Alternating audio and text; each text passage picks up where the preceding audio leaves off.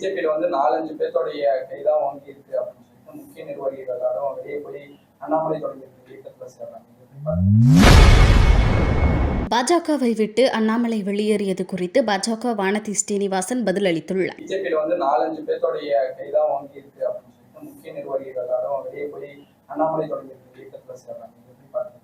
இந்த கட்சிக்குன்னு ஒரு செயல் திட்டம் இருக்கு, ஒரு சிஸ்டம்னு ஒண்ணு இருக்கு.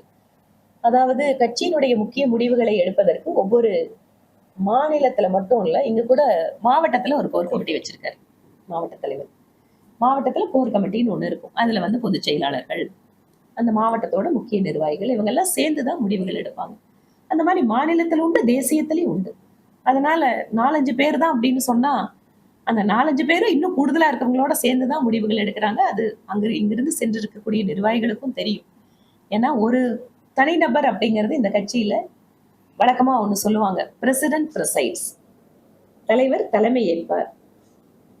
ஆனா அந்த கமிட்டி டிசைட் பண்ணும், குழு சேர்ந்து எடுக்கிற முடிவுகளை. பிகாஸ் ஜனநாயக ரீதியா எங்கிற கட்சி ஒரு தனிநபரை வைத்து எங்கிற கட்சி கிடையாது. அதனால குழுவாக சேர்ந்து முடிவெடுப்பவர்கள் அதை எல்லாருமே ஒரு தடவை அவங்களுக்கு என்ன வித்தியாசம் வருதோ அதெல்லாம் இங்க கூட பாத்தீங்கன்னா மாவட்டத்துல எல்லாரும் கருத்து சொல்லுவாங்க.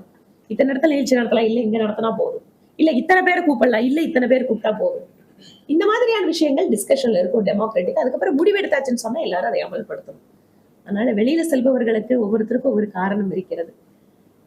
ஒண்ணு 4-5 பேர்ல பிடிக்கல அப்படின்னு போறது, இல்ல மாவட்ட தலைவர் பிடிக்கல, மண்டல் தலைவர் எனக்கு மரியாதை கொடுக்கல அப்படின்னு போகக்கூடியவர்களுடைய இதை வந்து நாங்க பாக்குறோம். ஆனா எனக்கு தெரிஞ்ச வரைக்கும் நானும் நூற்றுக்கணக்கான நபர்கள் எனக்கும் கூப்பிடுறாங்க.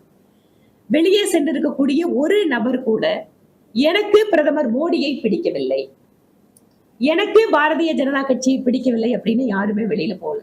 அதனால் வெளியே சென்று இருக்கக்கூடிய அத்தனை பேரும் 29 தேர்தலில் பிரதமர் மோடி அவர்கள் மீண்டும் பிரதமராக வேண்டும் என்றால் அத்தனை பேரும் திரும்ப வருவார்கள், பிரதமர் மோடிக்கு உழைப்பார்கள், அவருடைய கரத்தை பலப்படுத்துவதற்காக அவர்கள் எப்போதும் இங்கு இருப்பார்கள் என்கின்ற நம்பிக்கை எங்களுக்கு இருக்கு. அதனால செல்கிறவர்கள் இதை மனதில் வைத்துக் கொண்டு விரைவாக வருவார்கள் என்பது எங்களுடைய நம்பிக்கை. அடுத்த கேள்வி, அங்க ஒரு கேள்வி முடிஞ்சது.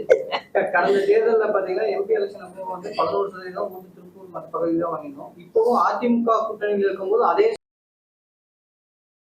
செய்திகளை உள்ளது உள்ளபடி தெரிந்து கொள்ள ரெஃப்ளெக்ட் நியூஸை சப்ஸ்கிரைப் பண்ணுங்க.